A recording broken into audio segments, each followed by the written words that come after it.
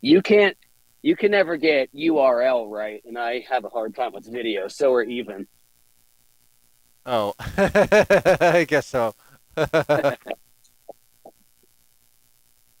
right. I do Cool. Okay, everything on my phone too. we're live now. All right. Hello, world. It's Chris and Oh Jeremy. wow, you even have your sunglasses on. That's so wind's good.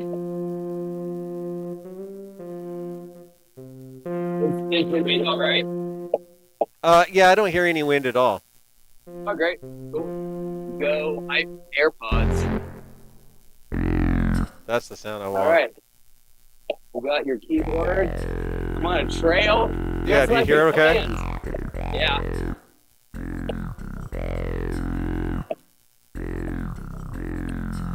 This is just like we envisioned. You're in your studio. I'm on a trail. We're doing ours. We're doing us. Yeah, although my first attempt to lay down a loop did not go well. Okay.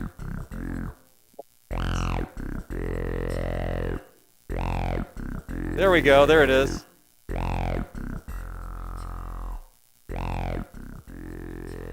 That might get old, but oh well, that's your problem. All right. That's no problem.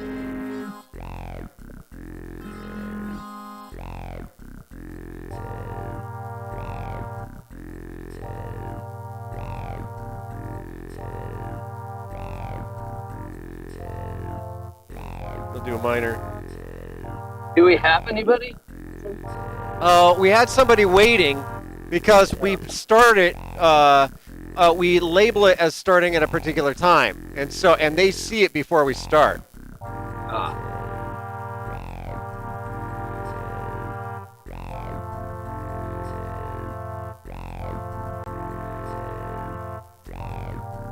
Now, those two are going to slide against one another because they're not synced.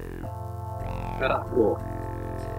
I was for themes, I was considering that we try to, in general, we just do whatever it is we want to do, of course.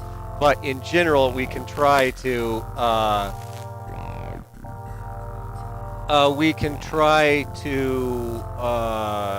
have like three topics that we might get to. One is drug related. One is philosophy slash theology related, and then the third is what, music related.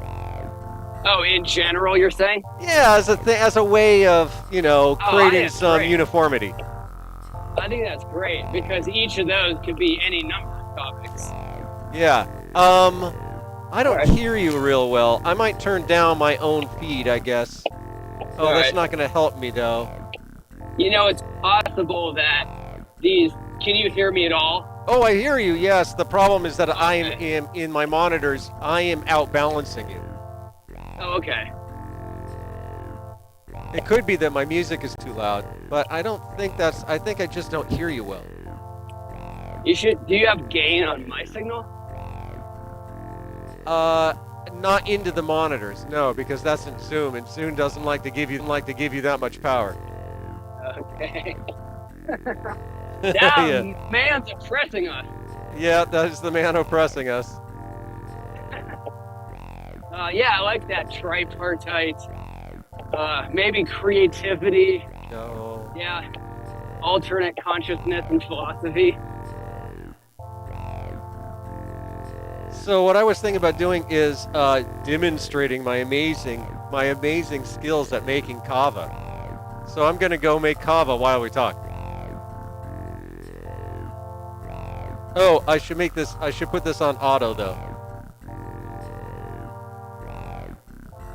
That way it will change sounds.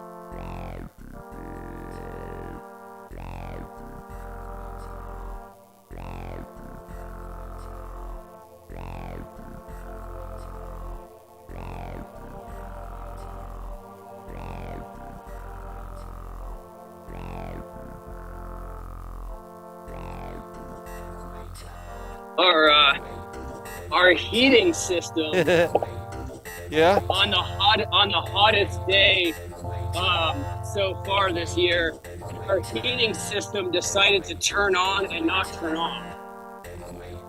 So Kate and I have been trying to coordinate fixing the thermostat and whatever, just because our house is like so fucking hot. So anyway, that's part of what I was dealing with today. That sounds very entertaining. Yeah, it's awesome. So you just got out on the road? Oh yeah, I was going to turn on my other camera. Yeah, I'm about halfway through the gig. So I just stopped off. There's so many little parks all over the place that are kind of weird because they're industrial areas, but they have their own unique charm. So that's usually where I end up. What are our calls? Sorry, you said it was by Longmont? No, Golden. Well, Oh, okay, cool. halfway from Boulder to Golden. My gig's in Golden. Okay, I am starting to make kava. It's like a cooking show, only for things that alter your consciousness. I got my kana in the mail. Your what? My kana. Kano? Kana. Oh, kana! Yeah, You got the kana. Yeah. So I haven't tried this week. I tried the Amanita, but I didn't have a chance to do anything else yet. I pulled out some of the other stuff too in the old arsenal. I kind of want to revisit. So I'm kind of psyched. I'm making an ounce and a half. You should figure out at least actually you do know. What? How many grams do you usually use? That's what I'm saying. Well, I have looked it up a lot. You mean with kava? I have looked it up, many times. And they don't always give you a very straight answer, kind of. No. They always want everything to be more complicated. They never want to just say, use this amount. And of course, there are more than one grain of kava, right? There's medium grind, and there's a finer one called micronized, and then instant, what they call instant oftentimes is just extremely, extremely fine. Oh, okay. So I've got two bowls. You can't see them. But I've got two bowls here, and I'm going to make a large batch with, I'm doing a ounce and a half, which should be good, pretty good, I think, for one person for like one evening or one, day, since it's not evening. And in the water, I'm going to put in a little bit of milk, but the water I'm going to use is, I'm going to have a total of like 4 or 5, wait, no. Let's see, that would be a pint. I was thinking about making it, oh, sorry, I'm thinking cups. About 4 cups, I guess. Which is what, a pint? Yeah, sounds like it. What I've learned is that there's something called double washing, where you do the whole process twice. It's interesting. Because the water that you're getting the stuff into, it's like making tea, right? All of the kava cones or whatever they're called, they start out in the in the kava, right? And then they go into the water, but they will never be more dense in the water than they are within the bag of kava, right? Yeah. Yeah. So what you want to do is do more than one wash of it, because it gives it 2 chances to see. Once the water the first time is up to the same level that's inside the bag, it isn't going to get any stronger. So you're no longer doing anything. Oh, gotcha, yes. So what you do is you put that in, and then you put in fresh water again, and then this second bag, in theory,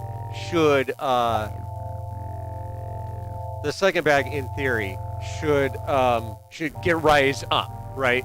And it might not be as strong as the second batch. I mean, second wash won't be as strong as the first one, but you're still gonna get a lot of the good stuff in there too. So you want to do it 2 or even 3 times. On the other hand, if you keep on going, it'll get too strong. Well, which is fine for a bigger batch, I guess.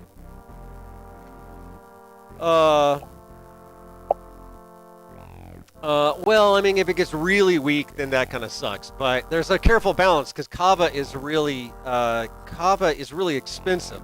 So you want to get all the stuff. You really want to get all of the stuff out of the kava.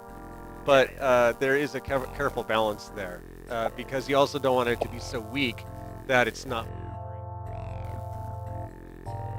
Why wouldn't you just extract as much as you can out of the kava and then just dilute the tea to whatever strength you want? Oh well, the problem is the opposite. It's not that it's too strong. It's that it's too weak.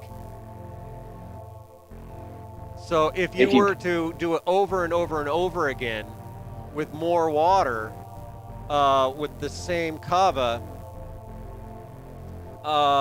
it'll take. So yes, you'll get the maximum amount of kava, good. Oh, stuff, but it'll go down. But it'll go down in potency. So you'd have to drink gallons. You know, you'd have to drink like a gallon to drink it. Oh, no. What I was saying is if you use whatever amount of water, at some point, obviously, you have to cut it off. But if you combine all the products together, then maybe you can get the most out of the kava and waste the least, but still have a tea that's as potent as you want. Oh well, so it's not like, so it's not strong and then less strong. You combine all those together to be like the middle strength or something. Also, those chemicals, or not just chemicals, that I was texting about. Those are either, I know there are ways for the body to absorb more, but some of those might be a way to extract more of the kava lactones into the water at one time. So you might want to check up on that. So then you cut your process in half or whatever. Yeah, that's a good point. I haven't seen your video in a long time. Oh, I know. I just been walking. I mean, there's nothing to see. Although I do here, I can show you where I am.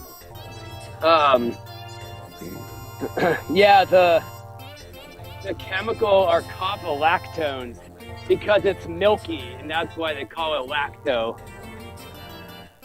I didn't know that. Yeah, you know how it gets kind of cloudy? Yeah, totally. It's very cloudy. That's the same thing with absinthe. It's almost like the chemical can't dissolve into the water, so it emulsifies and kind of is suspended in the water, but it makes it cloudy. Like absinthe does that. The oil and the water don't mix, so they kind of just make this cloud. That might be similar to the kava lactone.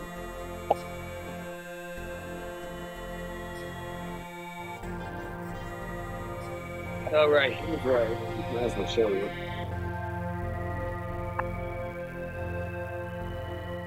Yeah. There's a bird.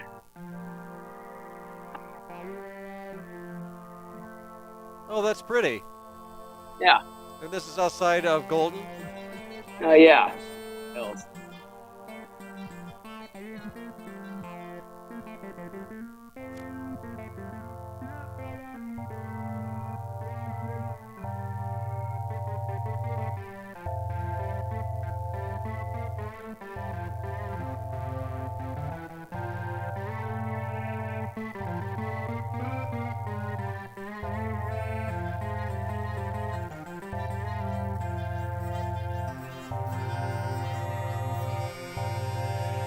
You definitely are less communicative the more music you're playing. Well, that's true. I was taking a little break. It's a weird process because I have a lot to watch. Oh, that's true. All right. Sea, mountains, dirt, plants, nature. It's all the same shit. I see. Oh, by the way, I was making kava, but I wanted to let it soak for a while, and I am not a master of making kava at all. I've only been doing it for about a month, and I have to admit my batches are never as good as the ones that I buy at a kava bar where they really know what they're doing. But I'm getting there. I think I might go back to it actually.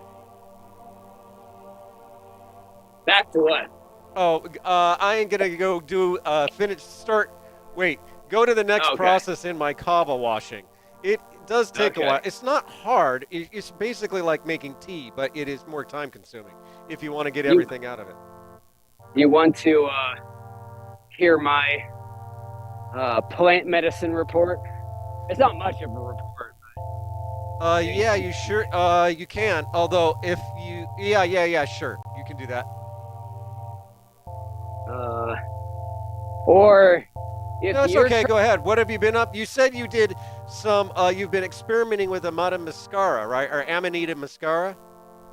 oh yeah. Although no, I was just gonna say if you're trying to navigate the conversation based on who's listening, just tell me. I'm down with that. And you're Oh, the one tracking that, so oh, I will. I will. No, okay. actually, what I was more thinking is that we could make sort of make each one like really talk about mostly about one drug since Oh there are sure. only so many drugs, but it doesn't matter. I mean, at this You point, mean we should just talk. okay. What was it you wanted to Um, talk about? well, let's see. I mean, it's not much. I tried Amanita. At first, you know how your body just somehow is like attracted to things. At first, I was like, yeah, I like this stuff. It feels accessible. It feels useful. It feels like different and maybe nominally, like you have to be nominally more careful than with mushrooms, normal mushrooms. But if you know what you're doing, it's really not a big deal. Um, If so it anyone felt like If anyone doesn't know, Amanita muscara is mascara. a famous ancient and legal non psychoactive but non psilocybin mushroom. So it's totally Yeah. different than the mushrooms you're used to. Although And it it is has a huge psychoactive and people have lineage. been doing it for 10,000 years. Yeah. Which is, it's worth considering. You know, you have some special things like LSD that don't have a lineage, but these really do. And anyway, um, tobacco has the biggest one probably. But anyway, so, um, well, that's not true because it's cultivated. But Yep. what was I going to say? So I liked it at first. Uh, I got one that was 50% decarboxylated, which there's two chemicals in it, ibotenic acid and muscimol. At least those predominate in quantity. And a living mushroom, well, first I should say, ibotenic acid is glutaminergic, so it's gonna be stimulating to your glutamine receptors, which are excitatory. Uh, Ketamine does that as well, although it has a very unique effect. Does But that mean that Amanita and ketamine have a similarity? well, no, not that I know of. Amanita, uh, I take it, at least traditionally, is more of a up and about kind of medicine. Oh, really? Um, I think so. I could be wrong, but I think so. And but no, it doesn't. It's stimulating, so it's going to make you maybe more in like an MDMA way.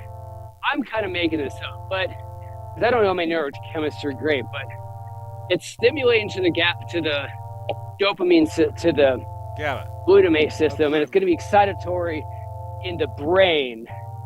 Ketamine is excitatory all over the body.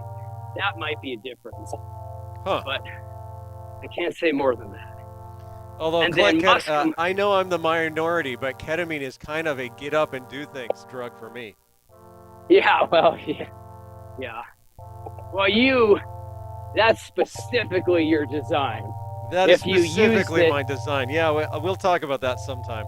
It's fun to, I mean, usually people talk about these drugs in very like general ways. Like, here's the chemistry and here's what people do with it, right? And then they move on to their next video.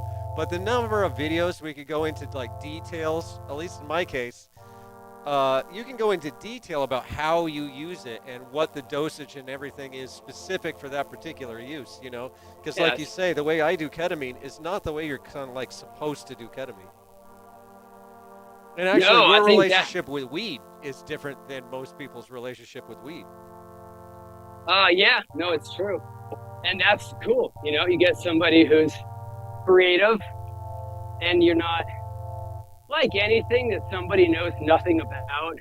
You're gonna take on a whole prefabricated, ontology around something.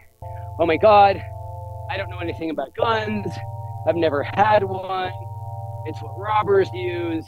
It kills people. Just say no to guns or whatever. Christianity, fundamentalist Islam, anything comes with a whole thing.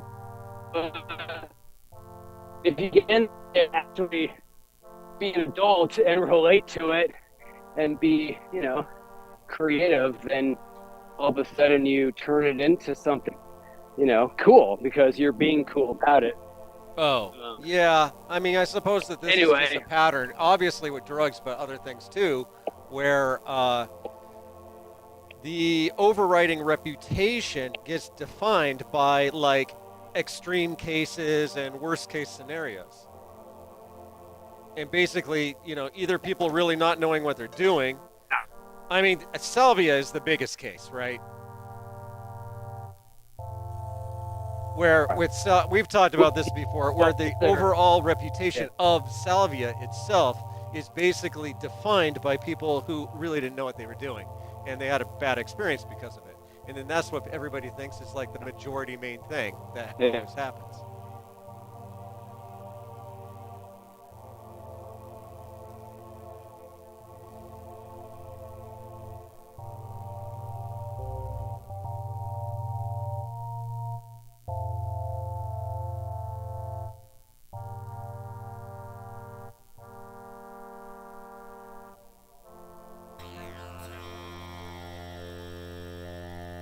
You still there? yeah,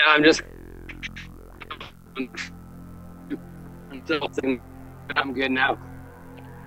Um, Oh, look at that. is my phone upside? You went It's upside upside down. down, huh? Yeah, I don't know why that is.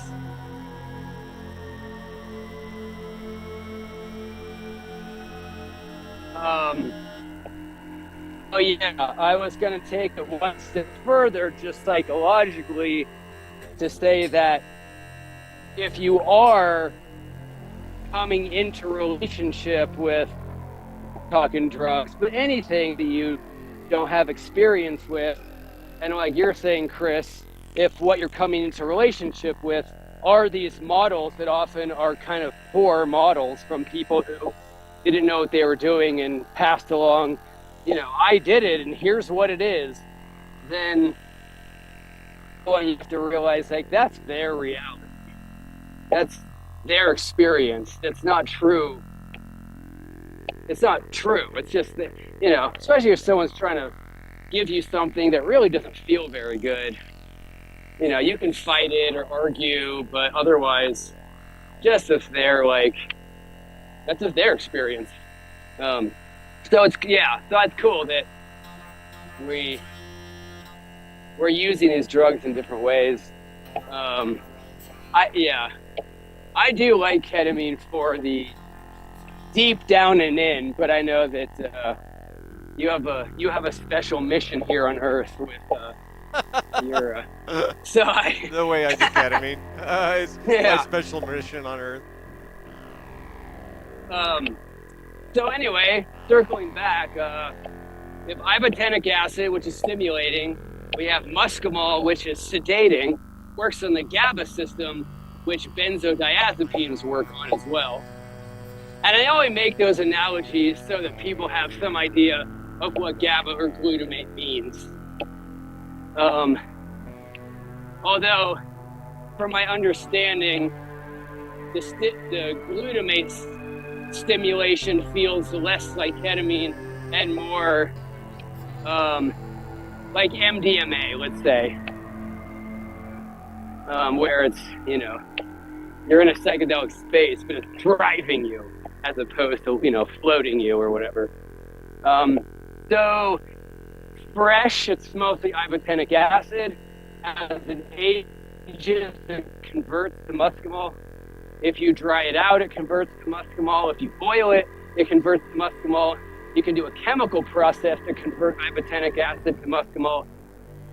Or if you eat it,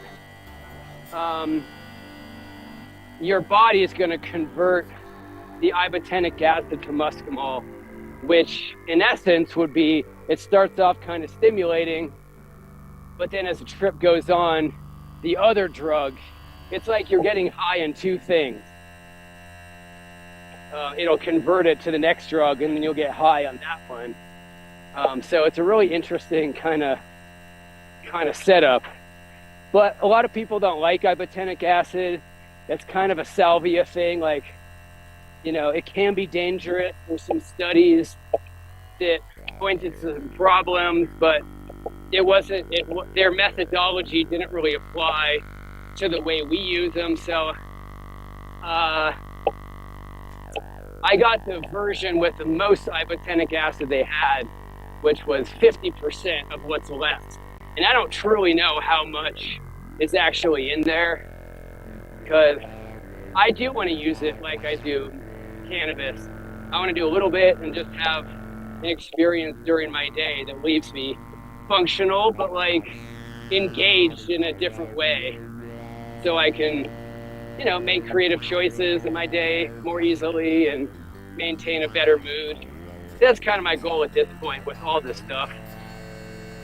Well, you've got, what do you mean by all this stuff? Oh, well,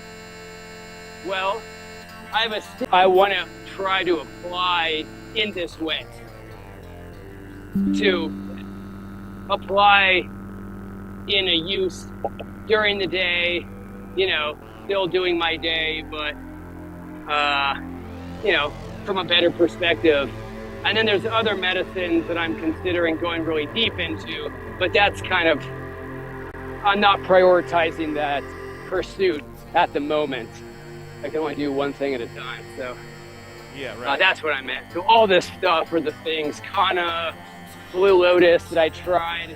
I didn't have a good experience. I may give it another shot though. But when you get these stuff off Etsy or eBay, you don't totally know what you're getting. People do leave reviews, but chemical-wise, no one's doing lab testing, so it's really hard to know, basically if there's any THC in it or not, especially if you don't know what it's supposed to feel like. Oh, yeah, that is true. And I said with Kava, have a hard time, and a hard time like making it and dosing it right. Yeah, right. So that's, I tried it. It felt like a microdose. It felt kind of sedating, which is why I don't microdose. I'm already kind of sedated sometimes, so I don't need more. And ironically, cannabis really energizes me. So, and it's easy. It wears off in a few hours, and that's kind of my go-to. But I am curious about other stuff. Like and you said Kana is next, right? I guess that is next. Yeah. That's also, there's these, ceremonial cacao. Yes. Is a little bit like this. If you really do the real deal cacao, you're trying to, meet the effect, you'll notice it has a market effect. It's not just hot chocolate. You've done this before? Um, yeah, I did. I went over to Folsom like in the middle of my day, and somebody's like, "Hey, you want a cup of ceremonial cacao?" I was like, "Yeah, sure." So I drank it like, a modest sized teacup, not a short one, but maybe 8 ounces, maybe six. I don't know. But we were chatting, and all of a sudden I was like, "Holy shit, this is actually really." I can only guess. I'm guessing it's more on the dopamine opiate side of things, but I'm not totally sure. Yeah, I really felt it. I could do my day, but what I really wanted to do is sit there and really give it my attention because something was really happening. So yeah, I don't poo-poo that stuff anymore. So I got a little similar. Kana seemed more in that direction. Um, you know, kind of all the stuff we're doing. And you said You're, you just bought some Kana. yeah, I bought 400X. So I thought, well, I don't really know. I guess I didn't bother to research concentration, so I just went for it because I figure that gives you the option of taking it as far as you want. But yeah, I really am drawing a distinction right now between if you're a psychedelics user and you're an experienced psychedelics user, which I only mean to say that now you're kind of not totally just enamored with the experience, but you're thinking about the larger picture. It's important to consider which reality you really want to work on. And like salvia, there's a tendency to think, well, if you're going to take it... Got me? Yeah, I'm fine. Sorry. Yeah. I went back to the kava, and then I'm adding the second wash, but I put it in with the first stuff instead of putting it in the other bowl. So I fucked up a little bit, but that's not a big deal. I just have to make a slight adjustment, and so I take the stuff out of my first wash, which is already basically done, and move it over to the second one. Sorry, go ahead. I got a little distracted there for a second. Yeah. Let's see. Oh, yeah. There's a tendency to think that if you're going to do a psychedelic, you're going to go all the way out, which truly is what they're for at one level, or what they're capable of. And if you're new to it, that really, I think, should be the goal. Ultimately, is to go all the way. But at some point, you realize it's less about the intensity of your psychic states, and it's less about the experiences you have in that state, or it's less about maximizing the intensity, I should say, and those experiences. And it's more a question, again, not about how intense the experience is, but which realities you want to work on, or visit, or whatever. But work comes in there something.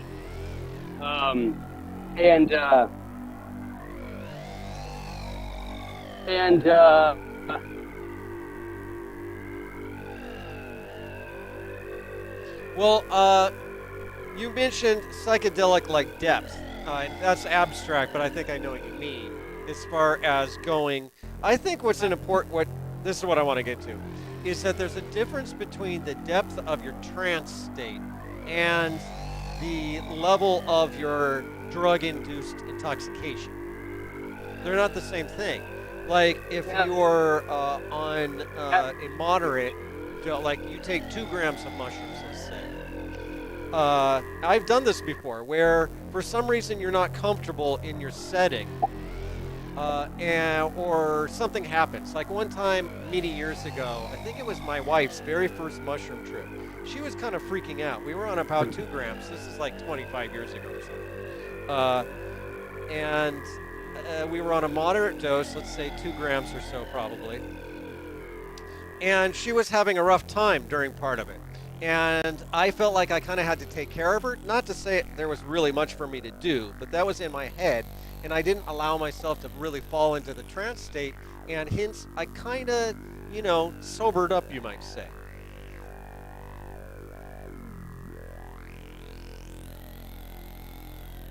You still there? You kind of what? I Yeah. said because I felt like I needed to kind of stay sober while on the mushrooms, I sort of did.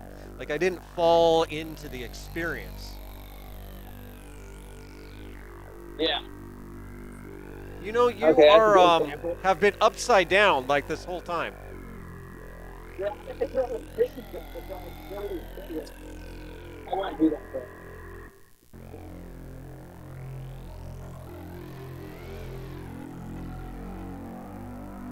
I know.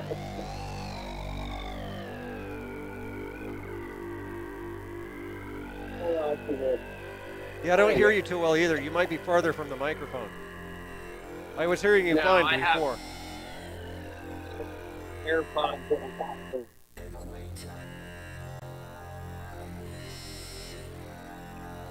Yeah, I'm just walking back to the trail. You'll have me in a second. Oh, I hear you better I, now. I can hear you. Yeah, and probably the opposite, right? You had a situation where you took less. Had a really intense.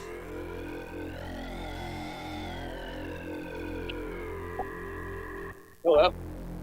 Huh? Oh, yeah, I I think I heard what you said. Yeah, Your you can.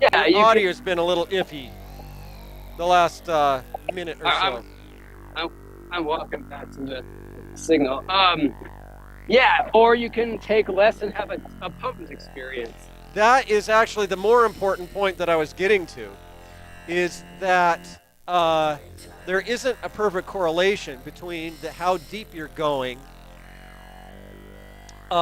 with the drug. How deep you're going in your meditative trance state, or whatever it is you want to call it, the psychedelic state, on one hand, and also the amount of intoxication that the drug is strictly speaking giving you, right?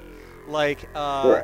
that's why I find this is a big part of reverse tolerance, is that you learn these are tools to help you enter these special, these states, and they don't do it alone. There's not a one-to-one relationship. You can use the drug to help you get to the state that you want, and once you're good at it, you can use less drugs, smaller doses, in my opinion. Well, let me tie that into what I'm saying, because I think that's kind of the point. So if you can separate dosage from experience, which at some point they're correlated, but there's this middle where you can kind of play around. What you're looking at, what's guiding your involvement is not intensity, but you have to make a decision. Are you going to take less and feel it more or less? Are you sitting for somebody so you need to keep it chill? Are you gonna meditate the whole time so you can use 1 gram? And if you're gonna do that, what's the main purpose? What are you actually going for? Because what I'm proposing is, at that point, you recognize that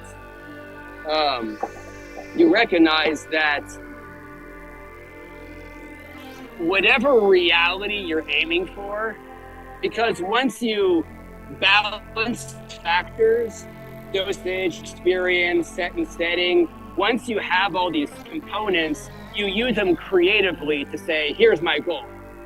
And that becomes the most important thing, is the actual goal, which earlier I was arguing that kind of points to the goal. It represents reality, let's say, a layer of reality. A personal layer of reality, a social layer, a certain experience, whatever it is. But ultimately, you're not trying to get out of reality, you're trying to work on reality.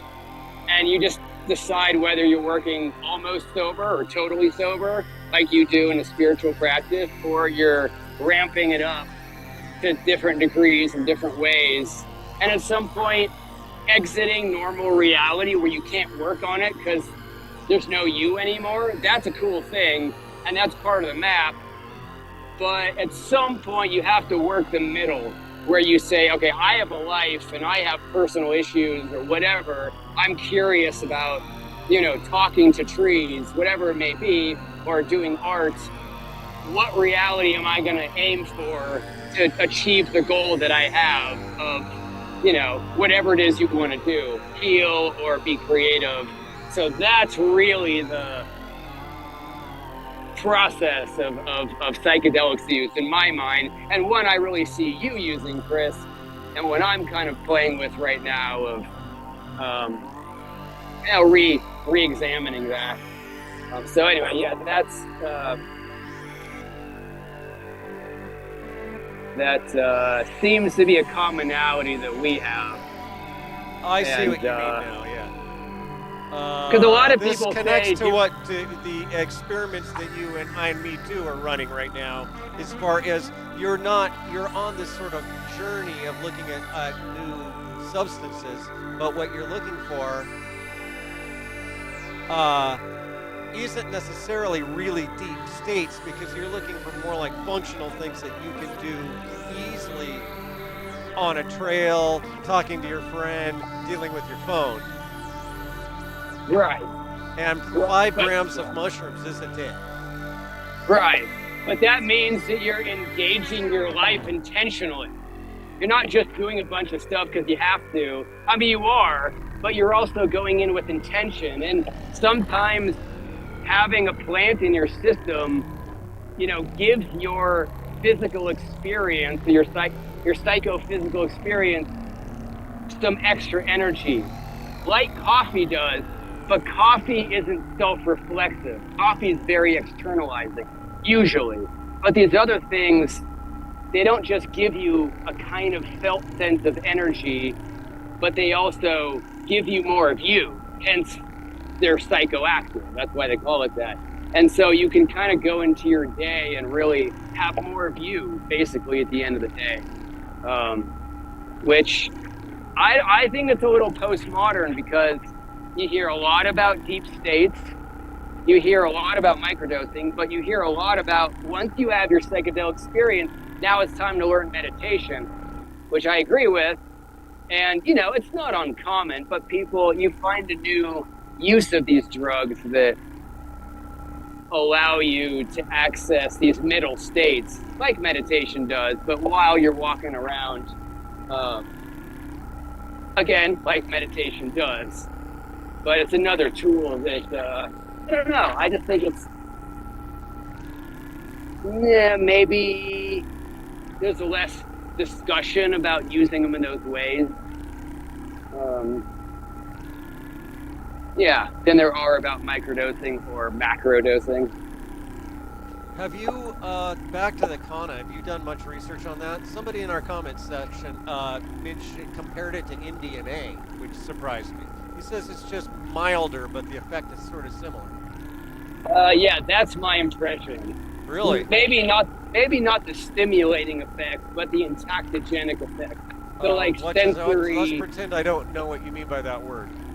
Yeah, like the sensory experience, how your skin feels, how you feel in your body.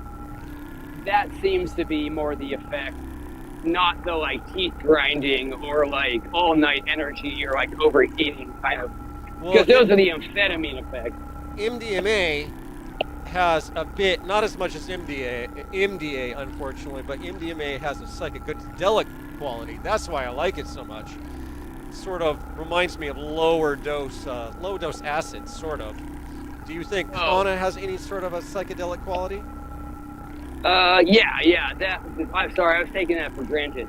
I don't know to what degree. Oh, really? Okay, because I didn't know that. I honestly just had heard that it was sort of a stimulant. Oh, Kana's a stimulant? Yeah, but I might be totally wrong. Yeah, I've never so used did I.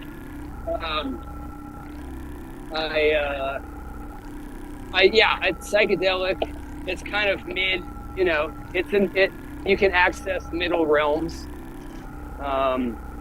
Actually, I know, Chris, that's a lot of how you Well, that's how you introduce people to salvia. I mean, any drug, maybe start off with a little bit and see how it feels, but especially with salvia, it's so potent that, you know, a tiny little bit's going to give you a radical different perspective on your actual reality without needing to blast off.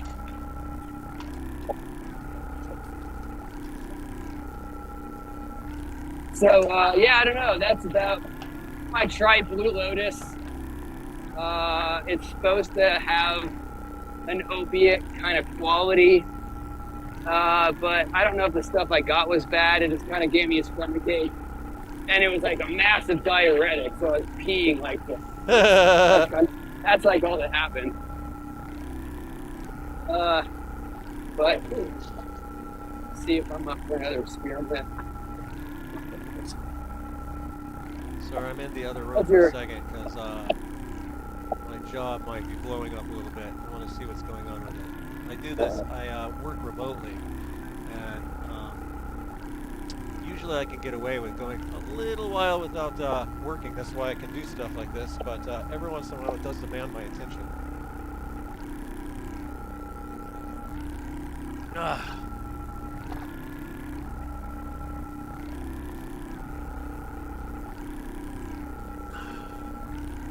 I'm back. Man.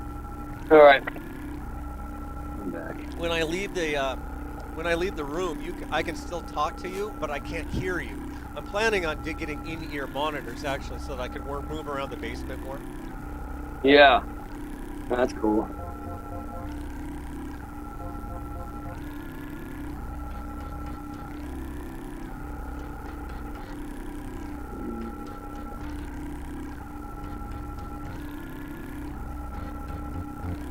Well, what else is on our agenda? Oh. Well, one thing I am working on right now, and I take really seriously, is when you're playing music, having a sense of ease. What I played some music a few nights ago, recorded some video I haven't put it up, and I probably won't. And on my current setup, I've had this theme now that I will be playing. I'll think it sounds like shit, and then I'm like, that I suck. Or not that I suck, but just that I'm not having a good time. And I get a little embarrassed, like, this isn't going well. And then I go back and listen to the recording, and I'm like, wait a minute, that was fine. What was my problem? It's weird. So, as one narrative sort of in this theme, or one narrative that I'm working on right now, is building out this instrument, which is the keyboard is the main part, but it's also what's going on my computer, loopers and effects, and the synthesizer that I'm playing. And what I have found is even though I can sound good, I find it difficult to play. And so this brought up the topic of playing with ease. It's not just about, like, are you executing okay? It doesn't feel natural and good to be playing. You know what I'm saying? Yeah.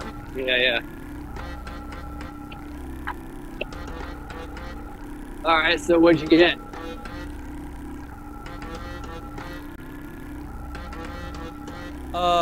You mean where? Oh, okay. Well, let's see. One thing is that as you add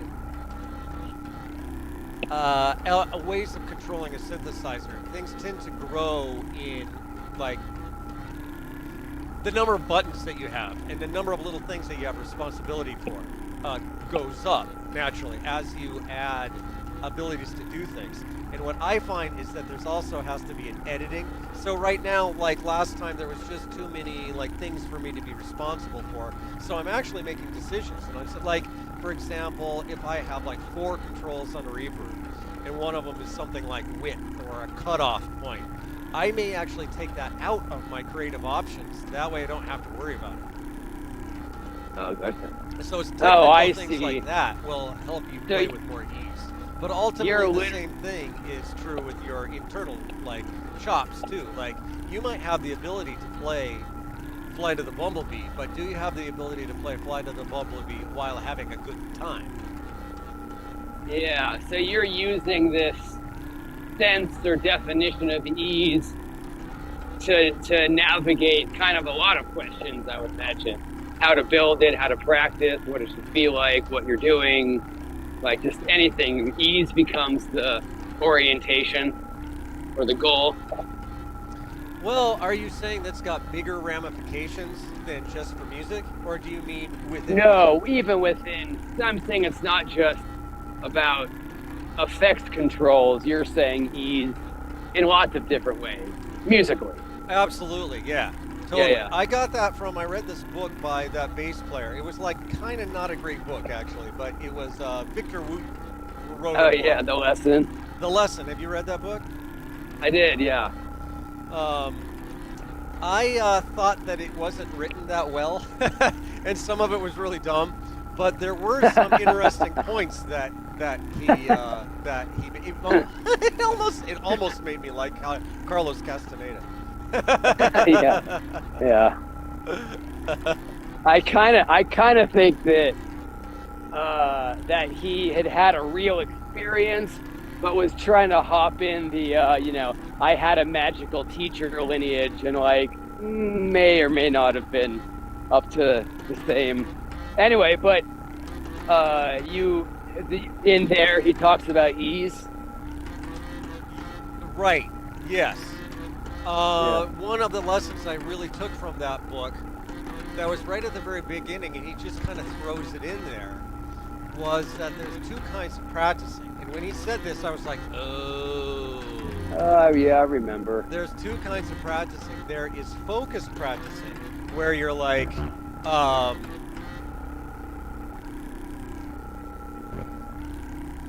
well, oh, right. That's funny. I've got so many loopers, I forgot which looper I was using. That's kind of nice to It's a nice problem silence to is kind of nice for a second. have. Well, I wanted to Okay, be able to you were saying. practice, to actually practice as I talked about practicing. But anyway, there is one kind of practice where you are really focusing on getting better and doing things that are hard, right? If I do anything in C sharp, I like have to think about it, kind of, especially on C-board because it's a hard instrument. Um, And this is the main kind of practice that people really focus on generally, and it's the only kind of practice that most people do is where you're focused, and they even tell you, hey, if you're not really focused while you practice, then you're not really practicing. Well, he said the opposite. He said, look, while you are performing, while you are in the heat of the moment, you're on stage at Birdland or whatever, right? Because he's a jazz musician, and like you don't want to have to be focused on the detail. You don't shouldn't have to focus on your fingers in order to play your Yeah, part, right? You should be if something happens, right? You know, your your ex-girlfriend comes in and starts talking to your wife. You should be able to play anyway, you know? yeah, Or your two beers turned into four beers and now you're drunker than you wanted to be, you should be able to yeah, play anyway. yeah, And he said that this is something, it's not just theoretical, it's something that you should practice. That so what he suggested was practicing while watching TV, and you're just doing really simple stuff. right. The stuff that you're going to practice while watching TV or while really high probably is not the same stuff that you would do during focus practice, but it's still important practice. You Yeah, need to the amount of things the your repertoire of things that you can do easily without even thinking about it is really important, and it needs developed. So ever since I really started practicing a lot more, because I probably practice this way too much. Three-fourths of my keyboard practicing is while I watch TV. Oftentimes I'm with my family or I am talking to Jeremy and just messing around with stuff that's easy for me. yeah. It's kind of hilarious actually. You can like hear Yeah, you can well, hear I you. mean, Jeremy, and he's probably not the only one, gets annoyed when I get distracted by the playing part of what I do. But When Charlotte's grown, she's gonna be like, "Yeah, my dad was practicing keyboard silently while we were all hanging out. Isn't that what your dad did?" yeah, while we like on Easter. Yeah, right. Yeah, It's he just was like his always thing. physically present, but never mentally present. Wait a minute. I think lots of fathers No, are that's that not way. true. That's not true. I just meant you have a uniquely creative household, and it's normal because everyone's that way. Well, what brings to my mind is Oops. it's now you have practice details, practice flow. There's a lot of other things to practice. So it's actually practicing doesn't mean what you're practicing. It means that you're practicing. You can practice walking, breathing. You can practice, especially on any instrument. You can practice micro techniques. You can practice mindlessly wandering. You practice improv. I guess what you're saying is you're practicing different levels of giving attention to what you're doing. So theoretically, if you can prioritize talking to me, never miss a beat, but still be practicing, that's giving your playing like 5% and practicing that level of attention, right? I suppose that's true, but as I was saying, that doesn't mean that it's actually bad quality practicing. It just means that's the kind of practicing you're doing at the time. No, that's my point, is anything you're practicing with intention is a practice. That makes sense. So I was on taking purpose. it out of, Although yeah, people like also practice and even get better at things when they didn't even mean to do it. yeah, They true. just were in a position, usually because of a job, where they had to do that thing, and then they end Well, up getting good at it. I'm good at customer service, not because I want to be good at customer service, but because I've done it a lot. really? Okay, try to sell me. Come on. No. I don't mean I'm kidding. I'm salesmanship. No, you're right. No, I know what you mean. No, you're right. You're practicing everything you're doing all the time. Practice just means intentionally doing something that you're not normally doing Oh, in a okay. particular way. Seems like. But I don't know, that to me again, I'm not trying to beat a dead horse, but that's kind of what we were saying before with psychedelics. If you're gonna do a mid amount, you're gonna be practicing something. You're gonna have an intention of what you're working on, cultivating, healing, experiencing. Any kind of intention, any kind of conscious intention is what we call practice. But you always have an intention. It's just sometimes less conscious. And like you're saying, you still get good at something, but now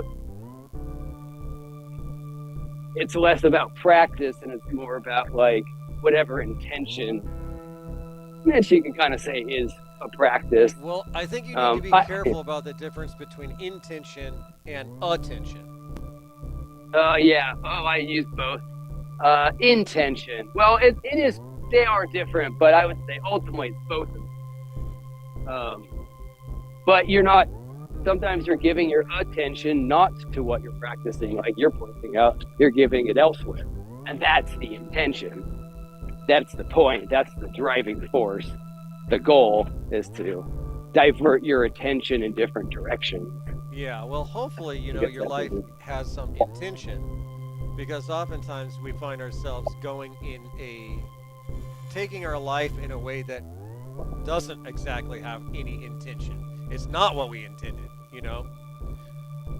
because the actions that we're doing every day, or especially maybe only every once in a while, isn't what you particularly wanted to be doing, but it's what you're doing anyway. Yeah. One example, I mean, this isn't, well, I'll just bring it up. It's not quite the same thing, but I think about like getting better at video games. Now, some people, something like a video game, get good at video games because they really want to be better at video games. But other people just want to have a good time and are playing it for entertainment, or maybe they've got an addiction or whatever. They're just playing video games a lot. And the reason they get really good at it isn't because they wanted to get good at it. They didn't have intention. But they were putting hours and hours into it anyway. Yeah, you need both to get good at something. You need at least, well, yeah. Yeah, you need intention. There's always intention. The default mode network is driven by intention. It's just subconscious. Huh. And I just had a crazy experience. I was that? walking down the trail and I heard a sound that sounded like a cicada, you know, that buzzy kind of dry, buzzy sound. And there's a bunch of people standing around and I'm looking in the trees, and because I'm on this call, I can't hear where it's coming from. And I'm pretty close to the edge of the trail and someone points and I look down, there's a rattlesnake like 2 feet from me, Really? curled up, like rattling, about to attack. This just And happened? This just happened while we were talking about video games. And I just stood back and watched it for a while because I was safe. And it was kind of a crazy moment. Lots of crazy shit's been happening to me lately, so it was not unexpected, but I've never had that experience before. So I'm a little confused. Yeah. Are you walking around right now?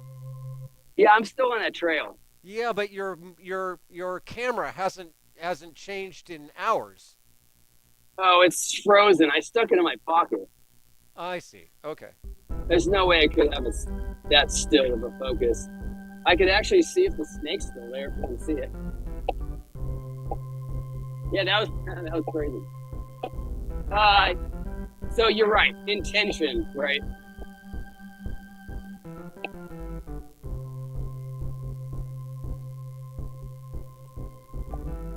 I'm not really the kind of person that takes pictures of everything, and I really don't take pictures of myself because I just fucking don't like it. And it's so addictive or whatever, but I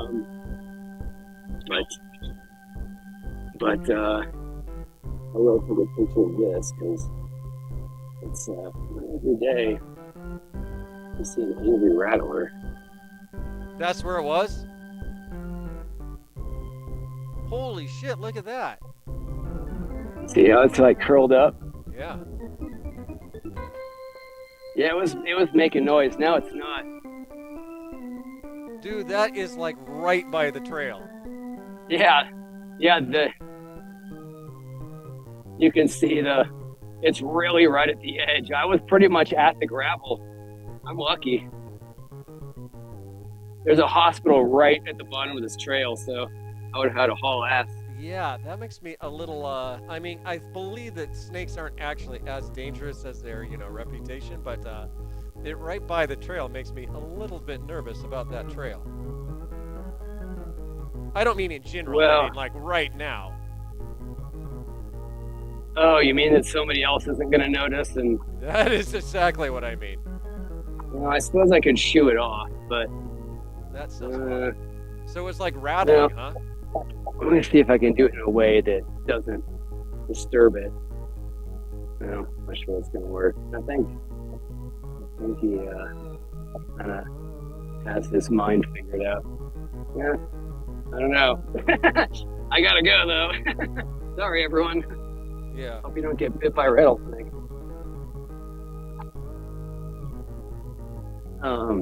Yeah, I was going to take a picture. Nice. Saying I don't like doing, but sometimes it's I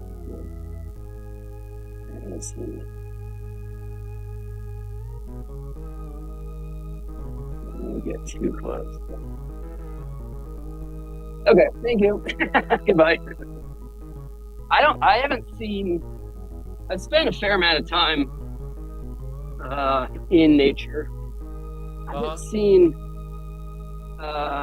well, there's animals you see rarely, depending on where you are. If you're not going specifically to their habitat. But coyotes, foxes, rattlesnakes, kind of a first, especially an angry one. Moose, elk, I've seen once. I shared a field with a moose. Um, yeah, there's this moment when I mean, I guess humans have this a lot, but when you're around a big animal, you're like, I'm literally powerless, or at least, short of confronting it or throwing shit at it, which in an emergency situation I could do.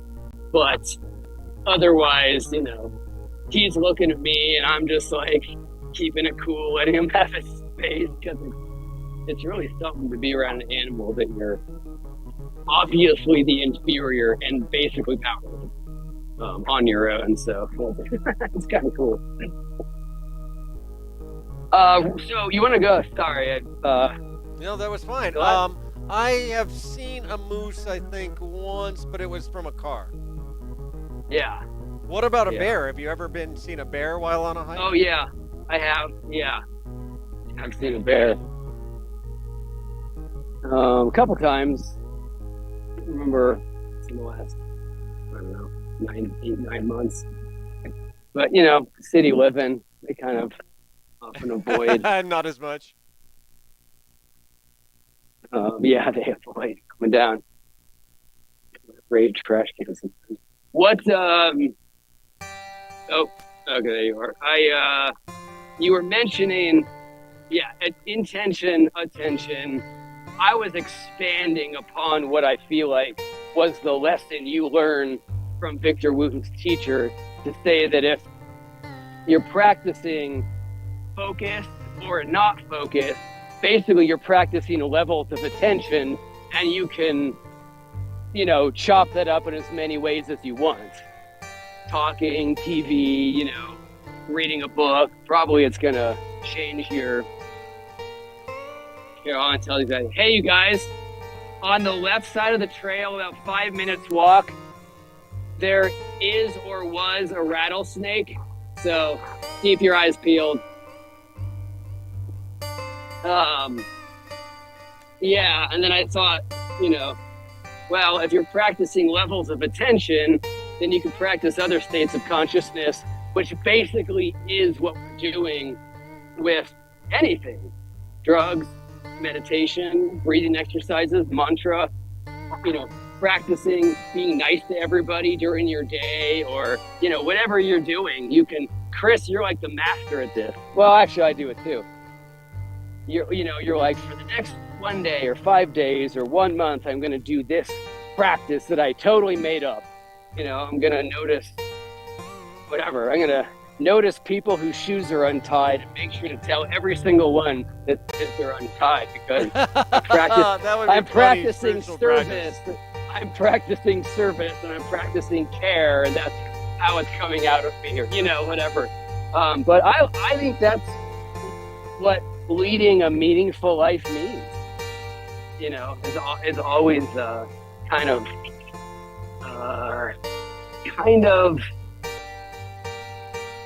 being aware of what all the components of life are and what's possible and what you want to do with it creatively, because it's just life, it's just stuff. Might as well learn and tweak it and see what happens. So maybe in a bigger picture, that's kind of the subtitle of our live stream. Anything we talk about is because we're just examining the nature of reality and seeing what's possible and then what we want, and just having a big experiment.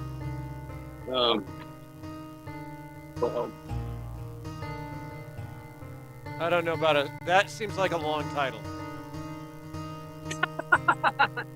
No, you're right. That wasn't a title. That was a description. That was a description of the subtitle. No, we have to refer to that every single time, the whole thing, every time you say it. Anyway, all right. Well, so ease of practice. Has it worked? Well, I don't see it as that's a long-term project. Sorry. Have you noticed any change in your level of ease based on your practicing ease? Well, to tell you the truth, the main thing that I've noticed is that it's more on the computer end than the keyboard end. So it's Oh, mostly sure. about programming that still needs to happen. Sure. Actually, an interesting part of my like keyboard adventure and building the instrument that I'm playing right now is that for the first time my keyboard chops, my ability to play keyboard is not the worst limiting factor, the bottleneck. It's got All has right. more to do with working out some kinks with MIDI controllers and how I'm controlling the synthesizer with my computer. I use a touch screen that's off camera right now.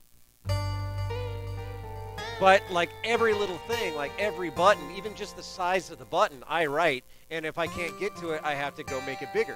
That makes those little tiny little details make a big difference. Like if I'm trying to do a bunch of other stuff, like if we're doing a Sure. stream, I'm trying to have a meaningful conversation with you and watch the stream and do all this other shit. I need that button to be big enough. Yeah, yeah, Also, I have done several streams where I was on mushrooms, 2 I think, and I found them really uncomfortable. And that's why. yeah. Yeah, That's with totally, this man. instrument in particular. Because I don't have good enough intuitive control over the instrument. I can play it and it sounds okay. There, you can look at my inside my car. Yeah, no, I was thinking about that whole. Well, I was thinking about that phenomenon, the psychedelics versus, material capacity, and I really think it's a matter of having a hard time focusing on detail when you're high, and we don't notice it, but electronic devices, anything computer, anytime you get, an object that's so multi-purpose or so deep information rich, it's really hard to manage that when you're high, really on anything, even if you're drunk.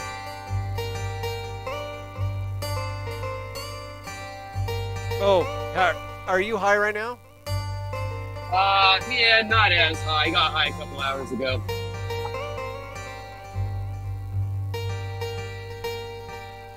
I took a microdose of weed before we shot, like 2.5 milligrams maybe edible, which is pretty much for me subconscious pretty much. Yeah. And then I drank a little bit of beer too, but again, only half of one, so subconscious. And now I'm working on this kava. Oh yeah, yeah. So That's it. multiple drugs to get me basically still sober. Yeah, it's probably different somehow. I find that if I'm not careful, I just make myself tired. Because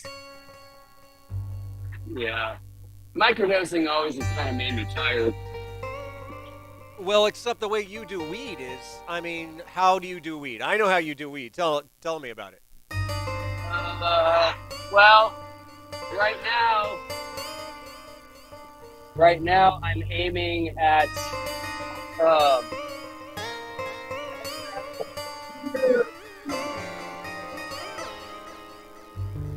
Um, all right, pissing off cars. I'm doing good. The way I do it, what works for my lifestyle. Is there a way you can turn down your keyboard gain for me? Yeah. It's in fact, if it's too high, you should tell me because it's hard for me to know for sure. I can hardly hear it now, though. Oh no, I mean, hear it however much you want. Okay. I do it during the day. Ideal would be noon. 2 o'clock's a little late, but that's kind of the window.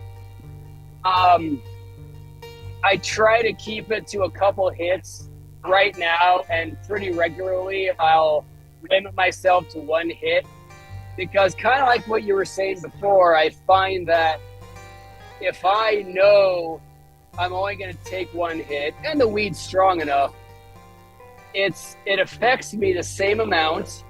I can, organize my setting and, kind of internal space, so that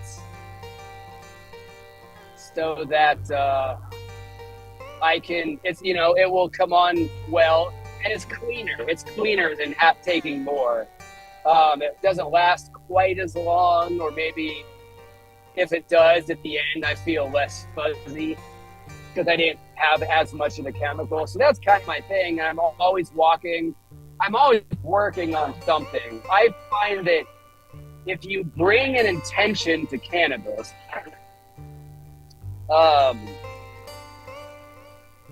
sorry, hold on.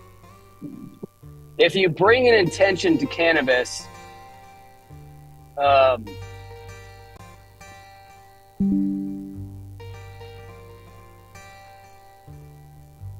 sorry, I'm driving. Where? Yeah, it's not ideal, but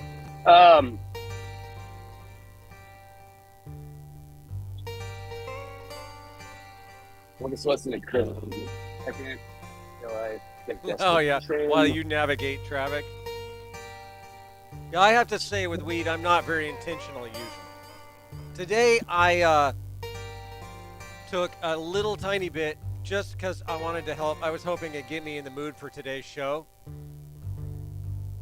So that's an intention. And something I've been doing a lot lately with weed is the dosage is going farther and farther down for me. Yeah. I can remember a few years ago, I'd be doing edibles, and I would routinely do like 3 or even 4 and get really high. Now, for some people, I know that they do more. And those are 10 milligrams each I'm talking about. So I'd be doing the like 20 for ordinarily, and like 30 if I really wanted to get high, and like 40 if it was like I really, really wanted to get high. Now I'm more like today, just as a slight mood enhancement, 2.5. 5 though, 5 is pretty common for me, and I'm very functional, but can definitely feel it, 5. And then like really getting high is 10. Yeah, I really think, for so many reasons, for the clarity of the experience, for practicing, I should say that I really think taking less is an important practice for clarity, for how you feel afterwards, for impact on your body, to practice those states. Because you're not ultimately the practice isn't to see how impacted you could be by the drug. The practice is to see how deeply you can, or sustainably you can, reach that state of mind that you're aiming for with less and less assistance. That's the practice. Because if you're aiming to get high, well, the only way to do it sustainably is to not rely on anything. So doing less is really kind of the thing. So yeah, no, I like what you're saying. I tend to take it easy with things that are impactful in my body, even food. So I've kind of always been that way. I probably done the other direction where I needed to find out where there was more useful dosages for certain intentions. Yeah, one hit, man. If you bring intention to cannabis, so I've heard it called the little sister. Okay. So, what's that mean? Drugs have monikers, right? Ayahuasca's the grandmother. San Pedro might be the grandfather. That's another common one I'm forgetting, or I'm messing up one of those. But cannabis is the little sister. And it's not just a name, it actually informs you of the quality of energy that it imparts to your experience. And so cannabis, and I'm curious if anyone's listening, if they try it out, let us know. cannabis they call the little sister because the way it works through this perspective is it's like a little girl, right? You're her brother or sister and she loves you and she's excited and she doesn't care what you do. She's an excited little girl, so as long as she's excited, the world's a great place, right? And as long as you don't do something that makes her miserable, then you guys are going to have a good time. Like, it literally doesn't matter. But you have to bring some kind of intention, because if you kind of don't do anything, she is going to get bored, and then you're going to get bored, and then everyone's tired and kind of stony and staring at the wall, and nothing really happens. But the potential, what's possible, is that you bring intention, she brings a bunch of energy, and then the experience kind of unfolds. You have to give it your attention, but you don't try to make it into anything in particular. You just do something easy. Go sit by a creek. Go think, I'm going to think about this topic. And then choose a topic and choose your setting. Choose your set and choose your setting. Psychedelics, set and setting, to me means oftentimes you want to make sure your set and setting are comfortable and they're clear and there's no problems, right? You've created a very comfortable environment. But for cannabis, set and setting means be very intentional, decide what you're going to do with your set. Like, what are you going to do internally? Don't just work out your stuff and feel calm. Like, create something to bring to it. And then with your setting, create something to really bring to it. And if you do, cannabis just like injects that whole thing with energy and imagination, and then off you go. It's really cool. So I really feel strongly about giving voice to those possibilities, because I haven't heard a lot of people express it.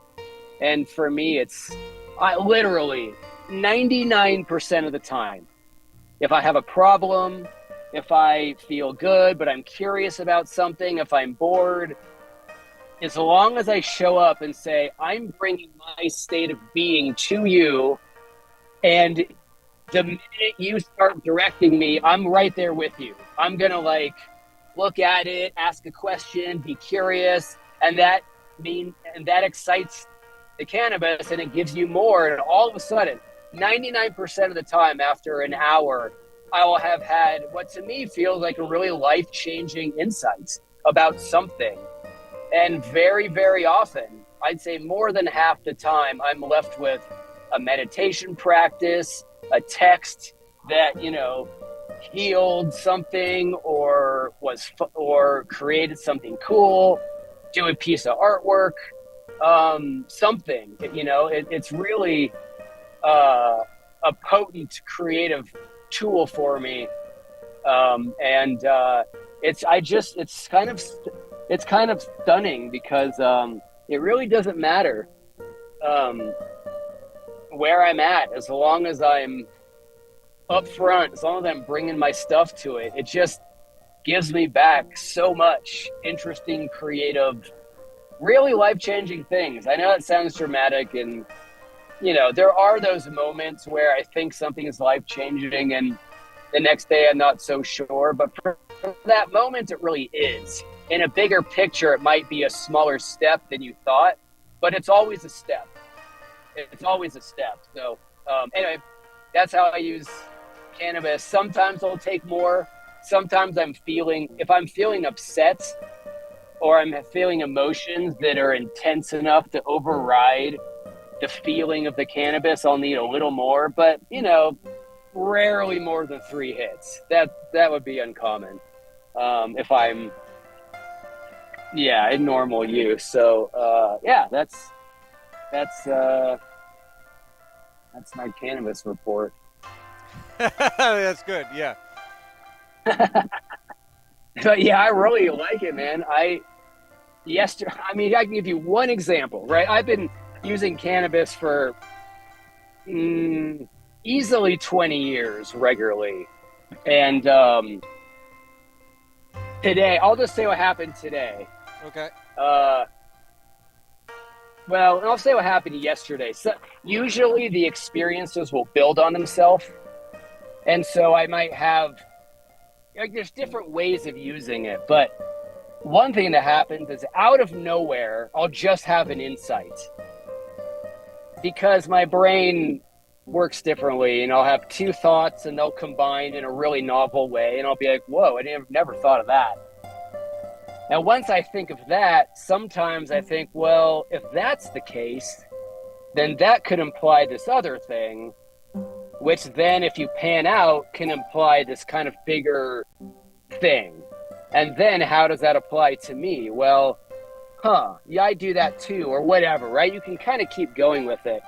But yesterday, I have a rental property, and I'm considering selling it. And so the rental is empty, which it hasn't been in 20 years. So it means I'm not getting income, but it means that the house as a project is very quiet. Nothing's really happening. There's no people, there's no back and forth. I'm not fixing things. And I realized that I had a lot of emotional associations with the property, ones that I hadn't really realized were there.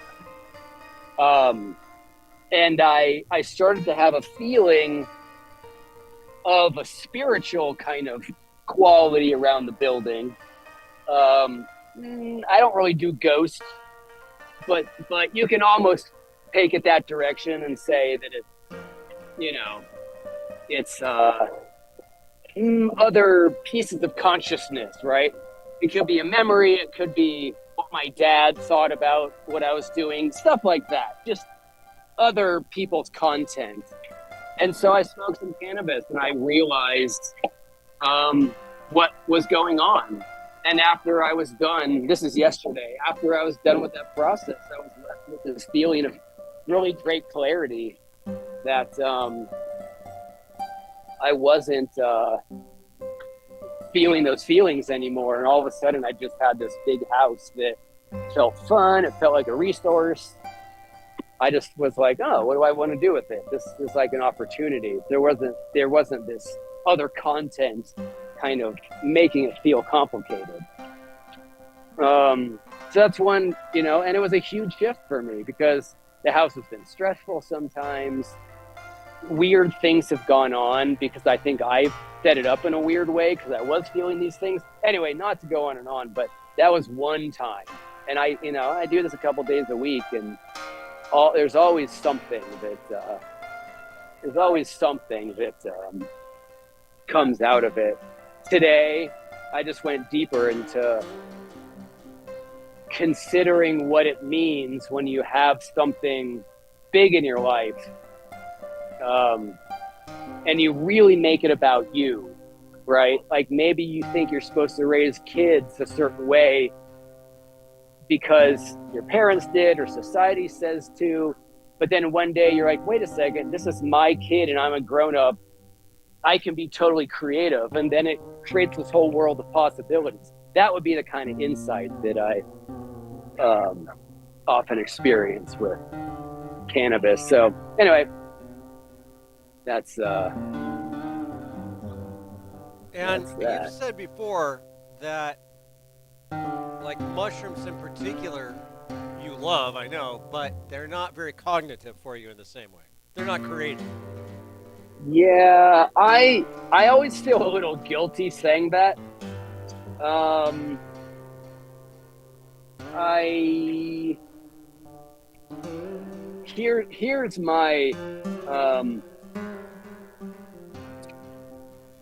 Here's my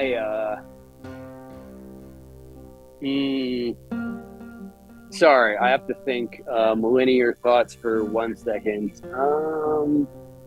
Yeah, for me, mushrooms. What's the point of mushrooms? Well, the most creative, weed is definitely very creative, but the most creative drug is MDMA. Okay. Yeah, you've done that more. I'm interested to find my zone with it. I don't I think it boils down to exactly what we were talking about before. Setting, dosage, intention. That's at the end of the day, that's really most uh, most of the psychedelic experience. Well, certainly dosage, but yeah, mushrooms. I have said they're not cognitive, but I think the way I've been using doesn't reach the cognitive aspect that I'm aiming for. I think that's really what I've been trying to say. I haven't, um, I haven't, um, yeah, I haven't hit the right spot. That's really it. Um,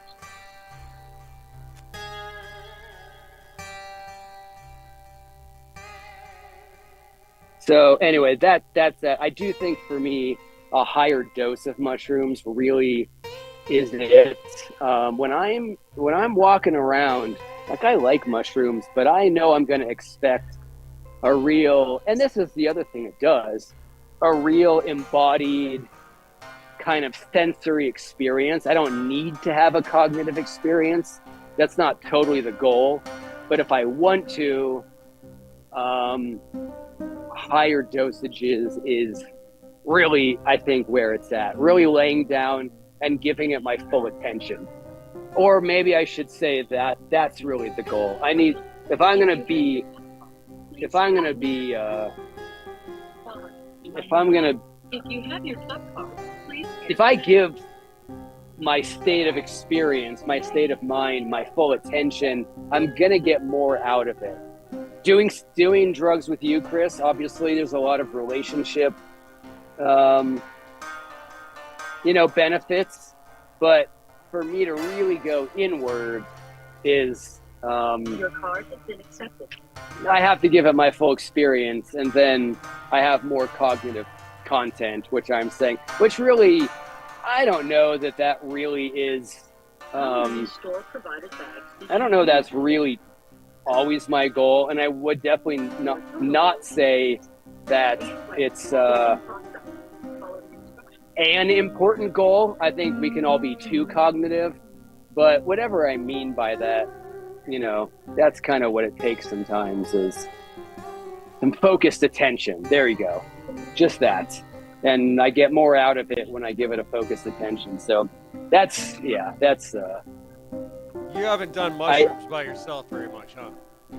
No, I really haven't. Yeah, I'm planning on it, but my cat is great for entertainment, but bad for jumping on the keyboard and pushing buttons that are not supposed to be pushed.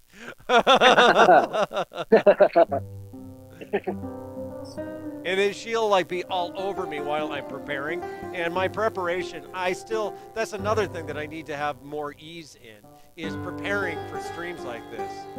What I really want to do is get to the point where I can just like push go. But I've never had that before. I've always had a situation where it took hours of preparation for every stream I do. Oh, right. Which is not ideal. It becomes a big bottleneck with my ability to do streams. Yeah.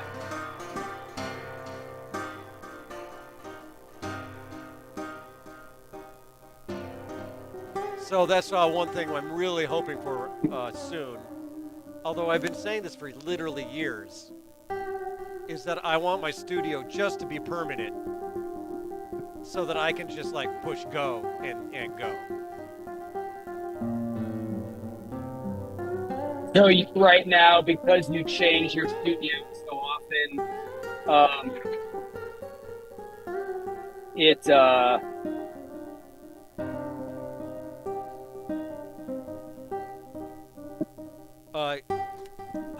the because changing the studio and doing creative work or rebuilding things becomes a major bottleneck in my Yeah. ability to do streams.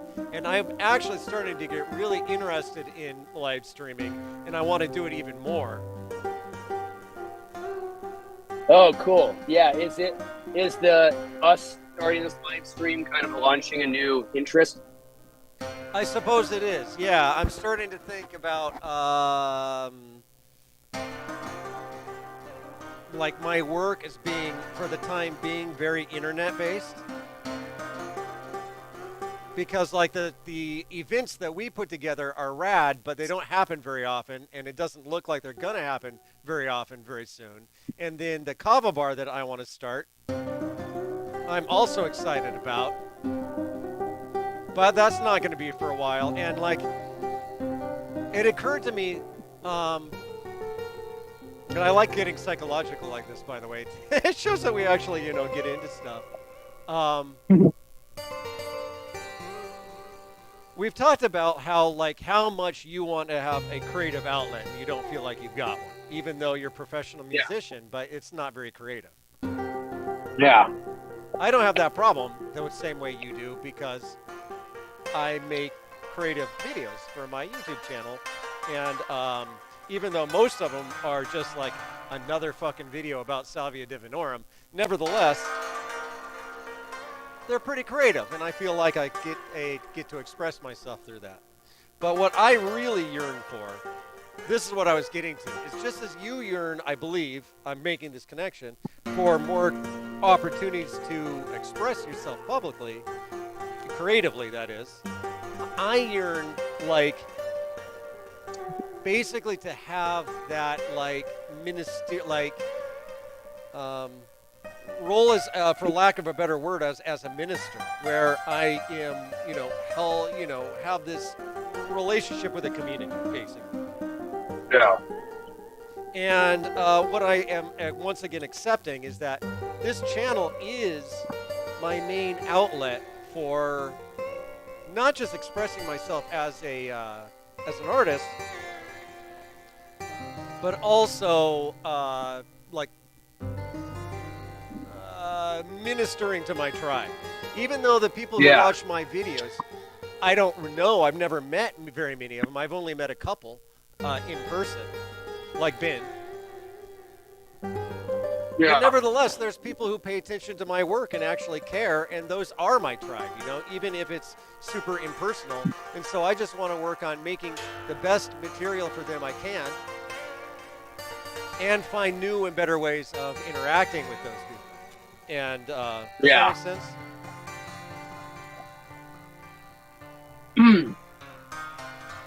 Yeah, it does. I felt like one thing is when we were putting a lot of concentration on our events, which were really cool, I was actually kind of like not taking care of my channel, which probably was. I wasn't making very many videos, and the ones I was making were kind of, well, I won't say I wasn't making good videos, but I wasn't putting very much attention into my channel for several months there this fall. It happens. Yeah, you're going to focus on one thing at a time.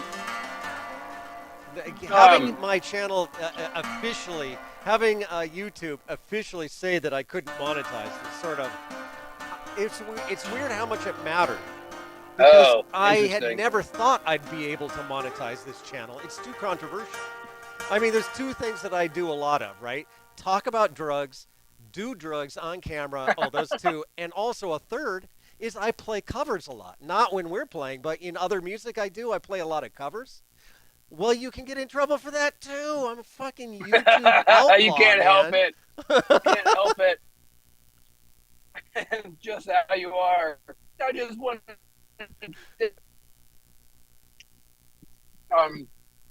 so you felt, I'm a Google outlaw. did you feel kind of compartmentalized when YouTube said you can't monetize? That kind of affected your process? I am thinking, and this gets into business stuff that we've got to talk about, I guess, but like, I'm thinking a lot more about building out online community. And I'm just am thinking about different ways of what that looks like. Because Yeah, it's always been your thing. I know, and it's been for years, and I haven't actually done it, because Oh, cool. there's always been factors that kept me from doing it. I've had people on this channel tell me to start a Discord server, and I said, "Oh, I'm getting to it," or like that's on my radar, but I haven't decided. Do I want to do a Discord, or do I do something a different route?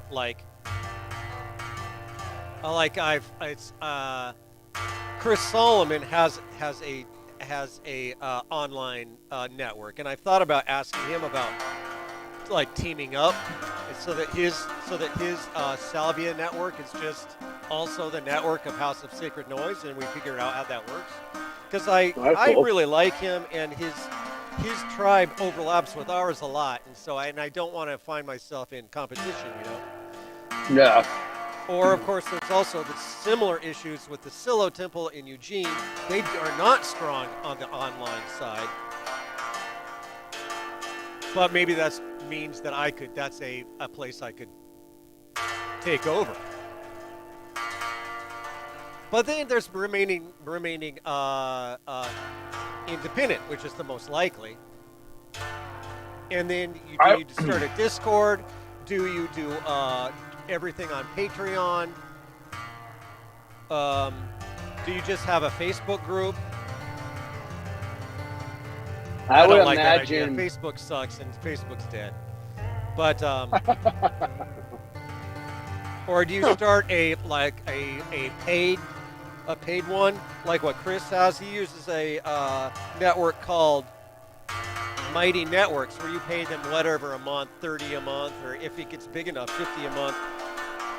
But then that's nice because you can do, you can give people like classes over it. You could do I think you can do video over it. You can involve money stuff, you can charge people and have different levels. And I mean, I'm interested in all of these things, but I still haven't really moved on it. Or there's also embedded things on your website, WordPress. You can, put your forums into your WordPress site if you want. Ooh, what is that all about? Well, sorry, I'm changing cell towers because I'm going onto Highway 70. I don't think I'll lose you, but I do have to now get to this gig. So if I do lose you, so be it. But I think I should be fine. I was going to say, in your defense, you tend to do things, especially bigger things that require more energy, when either you have a vision or there's a real reason to do it, which in this case, obviously, well, I don't actually obviously know anything, but so anyway, just another perspective. That's I fair. went to the store while we were talking, and yes, I decided I needed carrot cake and watermelon, so that's now what I'm eating.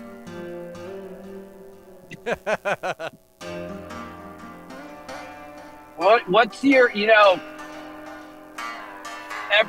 I don't want to say everybody, lots of people in my life have associated me with food in some way. And most people think that I eat all the time. And I think you're one of those. I'm always eating when we're talking or something. No, maybe not. Yeah, that's funny because you do seem to be eating all the time. That is true, but it can't be true because you're skinny and in shape and take care of yourself reasonably well. Well, I think that eating is maybe, I suspect it's not so much that you eat a lot as that you multitask and eat while you're dealing with other people a lot, I suspect. Yeah, that might be more true. Also, the things I eat, I don't know, watermelon. You can eat a lot of watermelon and not really affect your body much. Anyway.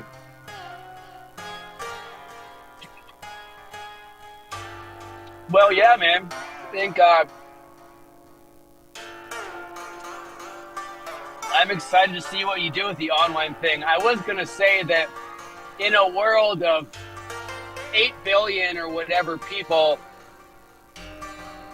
I think that there's room enough for 2 or even 3 salvia experts running workshops when you consider how many, I don't know, teachers of anything else there are. I know your sample size is pretty small, but I think you're not going to really be in competition with Chris Sullivan. Well, what he does is quite a bit different than me anyway. I mean, our way of using salvia is almost the same. But like his look and like his whole somatic, not therapy, but like coaching thing is totally different than my more like religious and ritualistic thing. Something else I want to do, I've taught this, another thing I've talked about for a long time, is while I like this show, I'm imagining this show being what it is with you. We'll see. But I also want to do more like esoteric musical live streams that are called, I'm just going to call it Salvia Church. And that'll be like more esoteric. I might wear my mask and do more green screen crazy shit. So more crazy focused. Music. What was that? More music focused. And more explicit about, well, this is pretty explicit about drugs, but like explicitly use salvia as a ritual. And then as we've talked about, maybe even, I'm thinking again about doing it preferably with Topia and inviting people into the stream to participate and smoke salvia together. Yeah, man, online salvia church. Online salvia church, yeah. No one's doing it, bro. That's one nobody's doing. Yeah. Oh man, we are down to 0 people. We were at 2 and 3 for quite a while. And we have one fan, Hayes Anderson, who was there the whole time last time too. Of course, we've been going almost 2 hours, so. Wow, there's this car in front of me that's fucking smoking up a storm. Holy shit. Do you ever use whole tone scales? No, they're against my religion, weirdly. Judaism, you can't use whole tone scales. So, so I've never really, I don't even know what they are, basically. Yeah, I do. In fact, this is a whole tone scale, if you don't know what I do know it. Well, I do know what you, yeah. Yeah, I like the sound. I think I try to combine them with things because they have such an archetypal sound. Yeah. If you just use it, you're like, okay, it's like using a diminished scale. Yeah. Even less functional than a diminished scale, really. Since a diminished scale you might want over a diminished chord, but a whole tone, there is no such thing as a whole tone chord, really. Augmented, I guess. Yeah. But they only have 6 notes, and I don't know. And usually you hear it like in these sweeping, just right, as a special effect. Yeah. It costs more per note because you only get 6 of them. Yeah, but you know what's funny is I have never understood the cult of the pentatonic scale. Oh, you're not a guitarist, clearly. I no shit. I'm not a guitarist. It's true. I'm not. The cult of the let's see.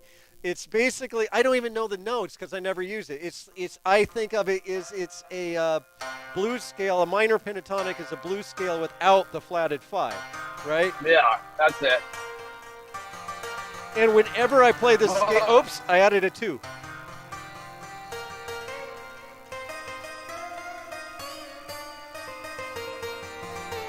It's ironic that I make a big deal about not being a guitarist while I'm on this patch.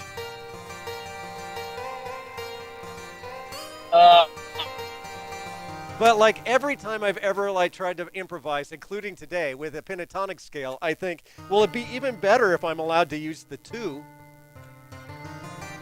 And if I'm allowed to use a 6, that's even better. And now it's just a minor scale. And it's even better. I like those 2 notes, 6 and 2.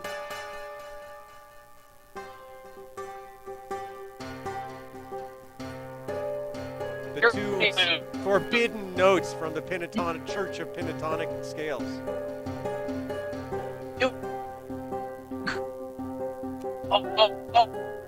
Whoa, I can't hear you. You're clipping in and out. Oh, maybe you're off the road now. Oh, you're gone.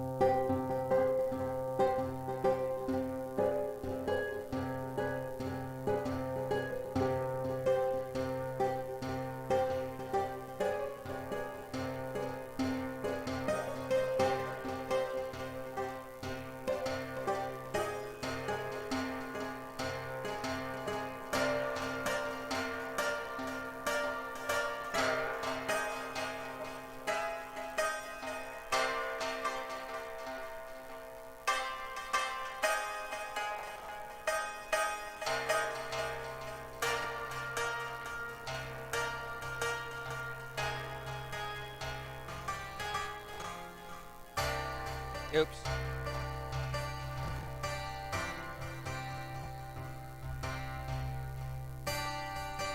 Are you there, Jeremy? Yeah. You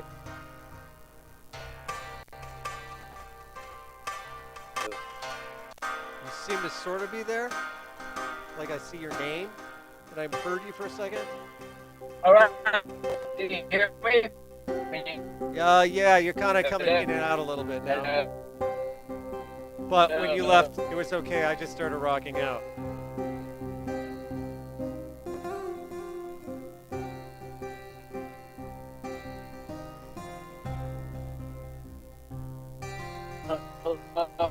La la la la. Yeah, I heard you say la la la. Okay, can you hear me? Nope, can't hear me. I do hear you. It just says, oh, that your bandwidth Oh, is you do? low. Okay.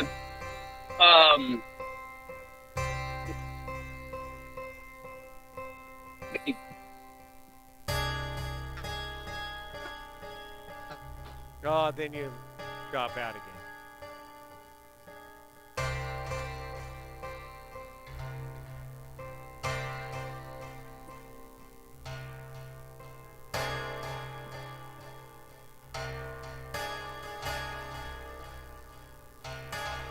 Well, we might actually just call it a day, since we've been going for almost 2 hours anyway.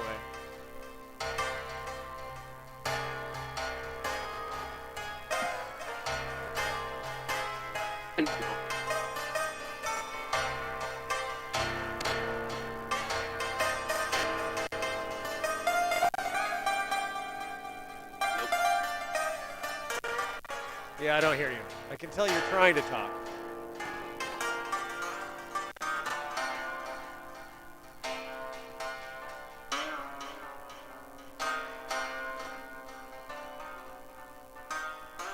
Can you hear me? Oh, that time I did. Yeah, right now you can. Still? No? Yes. No. I don't see your video, and I hear you off and on. Okay. Well, I am at this gig.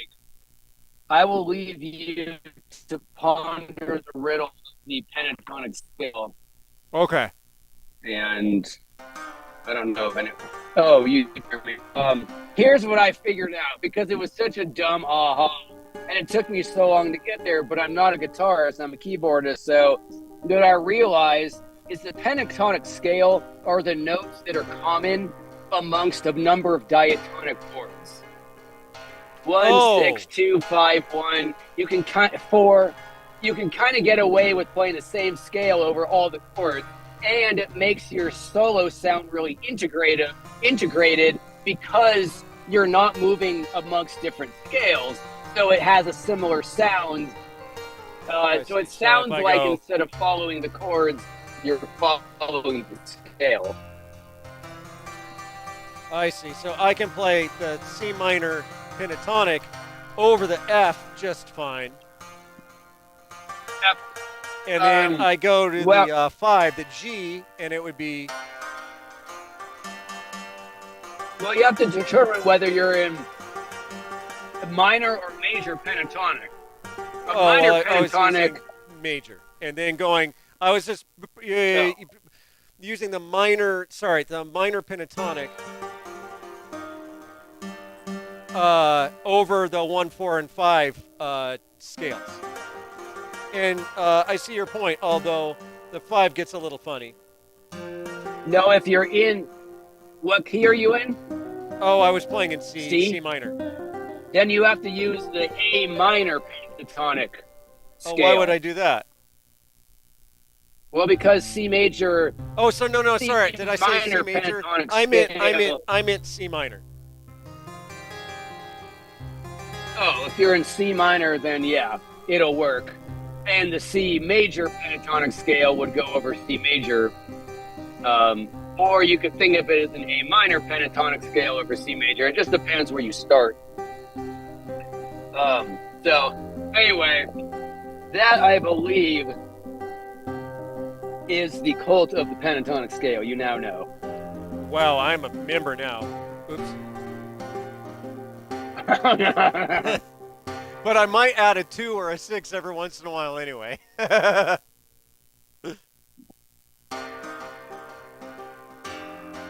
You're rebellious. You can't help it.